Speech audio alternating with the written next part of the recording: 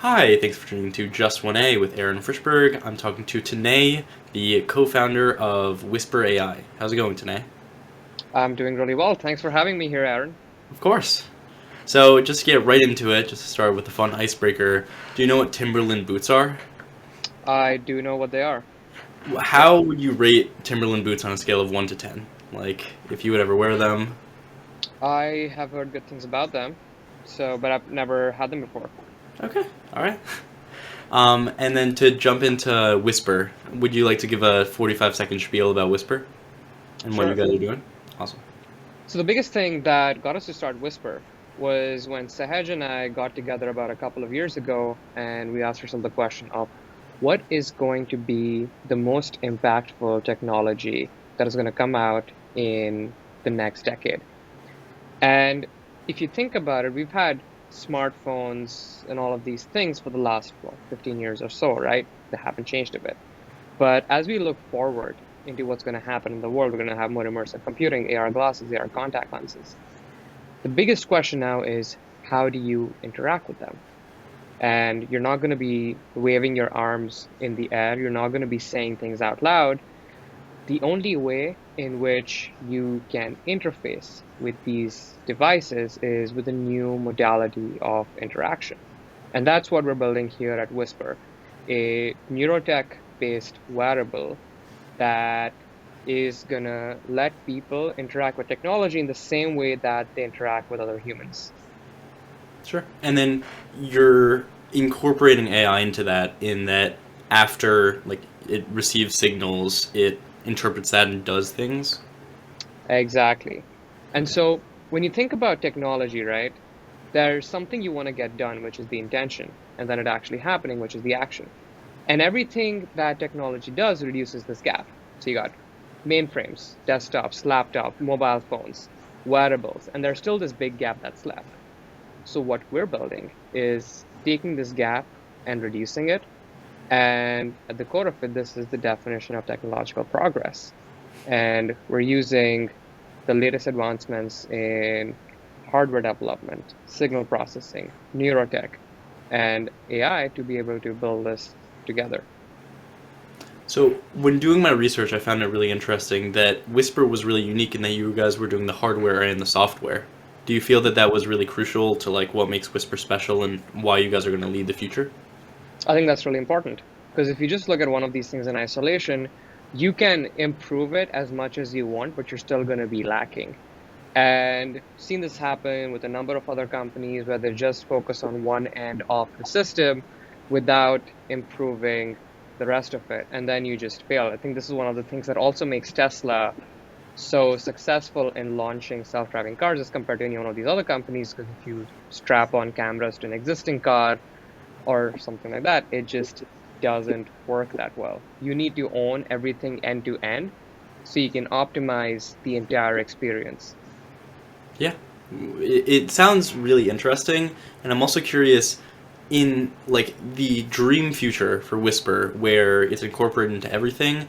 I'm curious about what you feel is either the most important or like maybe the most interesting use of Whisper or AI just in life, like to drive a car or something just really interesting. It's one of the things where I don't think about it particularly as a specific use case. Just as like when you look at your phone, right?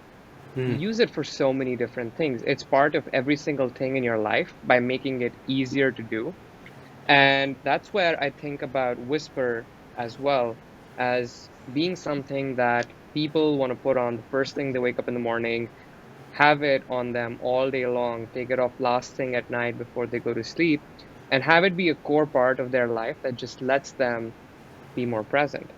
Because everything else that they want to do, all of the grunt work is just taken care of by Whisper. Yeah. And have you seen this movie called Her? I have seen that, yeah. Do you feel that that kind of represents what the future is going to look like? How it's just kind of incorporated in everything? Or do you feel it'll be a bit different in some way? It's interesting because her, I think, has a big part of having the AI as essentially a conversational being that exists with you that you talk to and build a relationship with.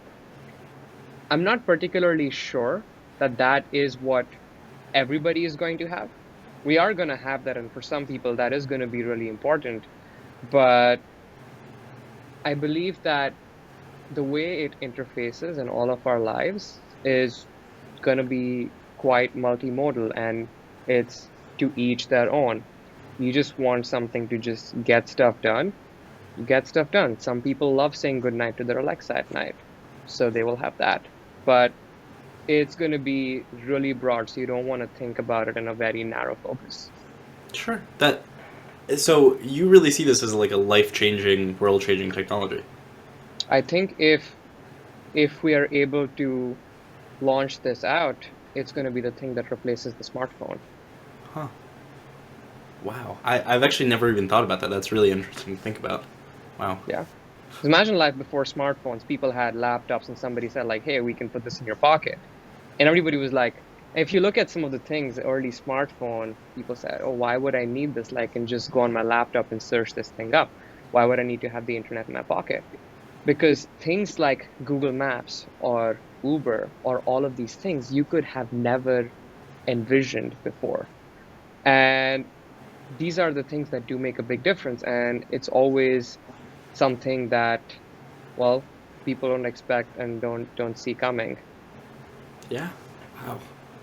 And I was also curious just about like the founding process to kind of get back to the present. Yeah. Um, how like is there anything that you did or one thing that really benefited the future of Whisper AI or like something that you're very happy that you did? So when Sahaj and I first started working on Whisper, we spent about 6 to 7 months where we did a lot of reading and learning about all of the different pieces that make this thing, right? We stud dove deep into the literature for all of the neuroscience that was underlying our technology, all of the signal processing AI, all of the hardware, the electronics. We built all of it, built our first prototype ourselves. And until the time in which we understood everything from the cellular level to the electronics to the software level of how every piece of that stack worked and what we needed to take it to the next level, we didn't even start the company because we wanted to prove it to ourselves that this is something that we are betting the next 10, 20, 30 years of our life on. And we want to make a really informed decision. Because for me, it's not just, you know, a quick 2 year get acquired, make some money thing. Like that just doesn't feel worth it. For me, this is what I believe is possibly one of the hardest things that we could have chosen to work on.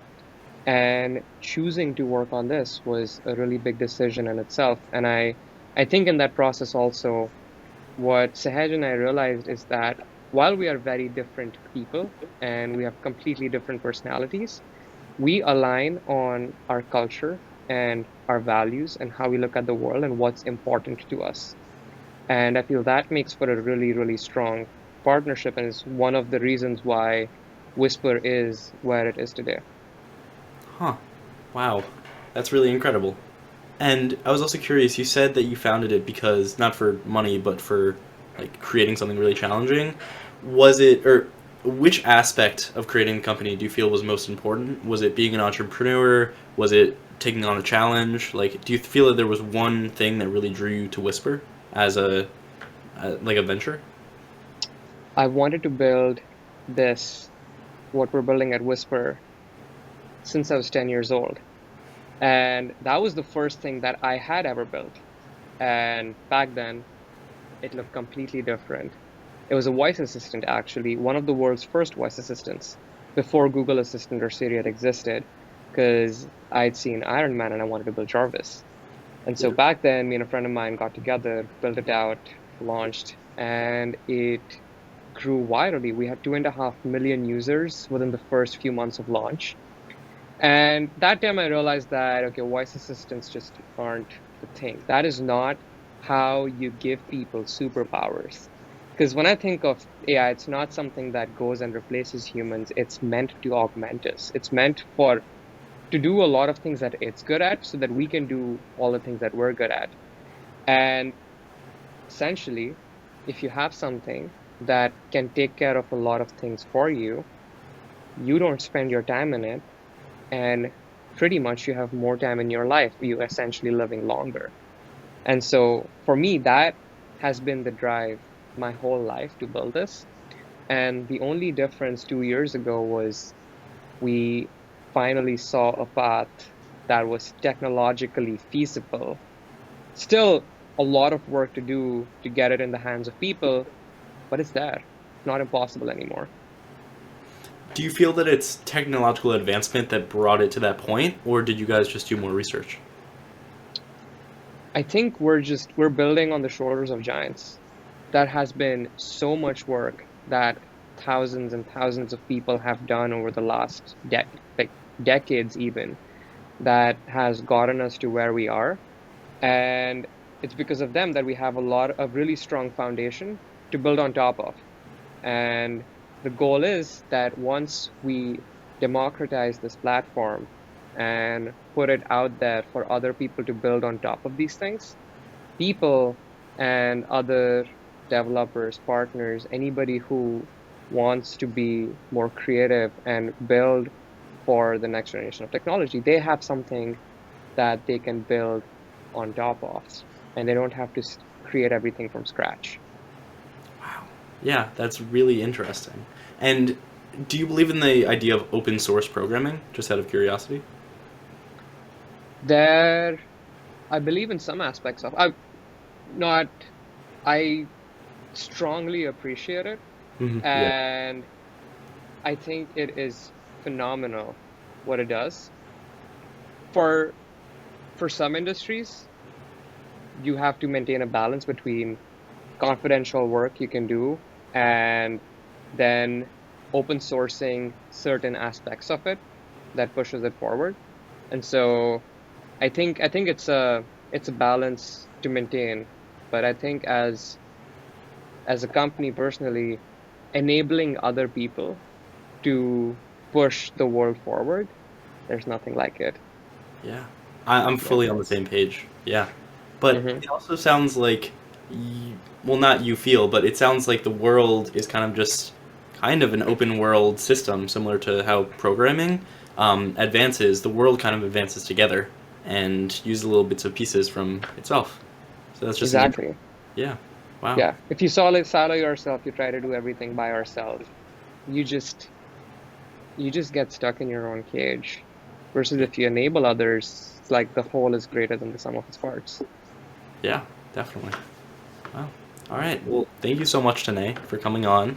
It was really great having your insight and speaking to you. Of course. Same here. And it's such a pleasure chatting with you. Thanks for the insightful questions. Of course. Yeah. All right. Have a great day. Yeah, you too.